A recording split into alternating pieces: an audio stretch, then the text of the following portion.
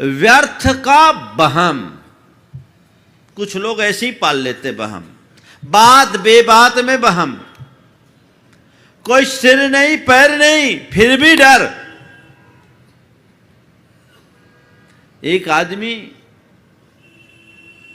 एक मनोवैज्ञानिक के पास पहुंचा, बहुत घबराया हुआ। बोले क्या हो गया? बोले रात में मैंने बुरा सपना देखा, मुझे बहुत डर लग रहा है।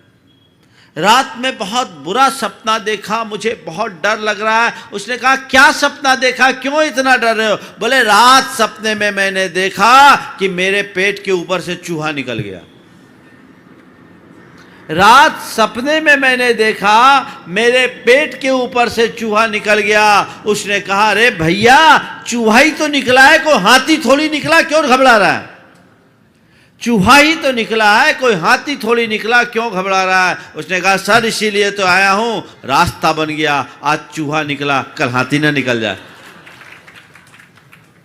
रास्ता बन गया, आज चूहा निकल गया, कल हाथी ना निकल जाए। ऐसे लोगों को क्या कहेंगे?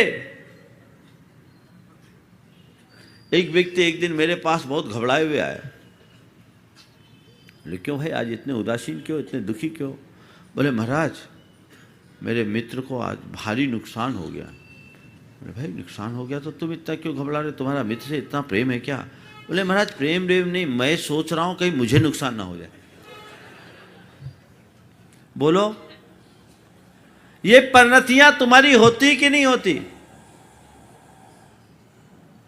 एक बार एक भाई अपनी एक बहन जी को लेके आया, डिप्रेशन में थी। बोले महाराज इसको समझाइए। बोले क्या बात है? बात केवल ये थी कि उसकी एक सहेली को सफेद दाग हो गया, और सफेद दाग होने के बाद जब डॉक्टर को दिखाया तो डॉक्टर ने कहा इसकी चिंता मत करो, तो मेलेनिन की कमी से होता है, किसी को भी हो सकता है। जब उसकी सहेली ने उसे ये बताया कि डॉक्टर ने ये कहा है कि ये बीमारी किसी को भी हो सकती है, मेलेनिन की कमी से होती है, किसी को भी हो सकती है, तो ये बात उसने पकड़ ली और उसने सोचा कहीं मुझे हो गया तो मैं इतनी सुंदर, मेरा क्या होगा? इस वजह से डिप्रेशन में आ गई। मुझे हो गया तो, मुझे हो गया तो, मुझे हो गया तो ये क्या है? हाँ? व्यर्थ का वहम, जिसका कोई सिर पैर नहीं, जिसका कोई लेना देना नहीं, लेकिन मनुष्य पालता है, पालता है। उस वहम से अपने आप को मुक्त करो। अब कैसे करें? 4 बातें। भय से मुक्त होने के लिए 4 बातें। सबसे पहली बात, आत्मविश्वासी बनिए। आत्मविश्वास के संदर्भ में 2 तरह से सोचिए। पहला तो जो व्यवहारिक जीवन में अपने मनोबल को हम डेवलप करके एक सेल्फ कॉन्फिडेंस डेवलप करते हैं, अपने शक्ति, अपनी क्षमता, अपनी प्रतिभा पर विश्वास कीजिए। ये बाहरी आत्मविश्वास है। और दूसरा, आत्मा के विश्वासी बनिए, अपनी आत्मा पर विश्वास कीजिए। समझ में आ रही बात? आत्मविश्वास तुम्हें व्यवहार में मजबूत करेगा और आत्मा का विश्वास तुम्हें भीतर से मजबूती देगा। मन में किसी भी प्रकार का डर टिकने ही नहीं देगा, चाहे कैसी भी भयानक परिस्थितियां निर्मित क्यों ना हो जाए।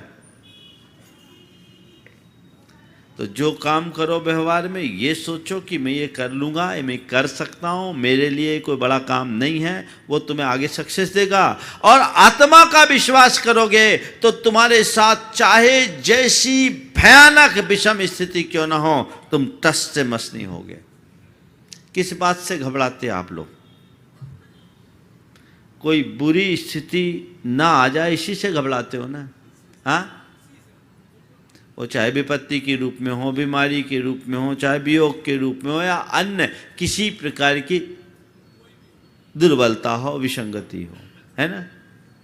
अरे भैया, जिसे अपनी आत्मा का विश्वास होता है मैं आत्मा हूं, इस विश्वास को जो अपने भीतर प्रकट कर लेता है, उसको लगता है मेरी आत्मा को तो कहीं कोई विपत्ति है ही नहीं।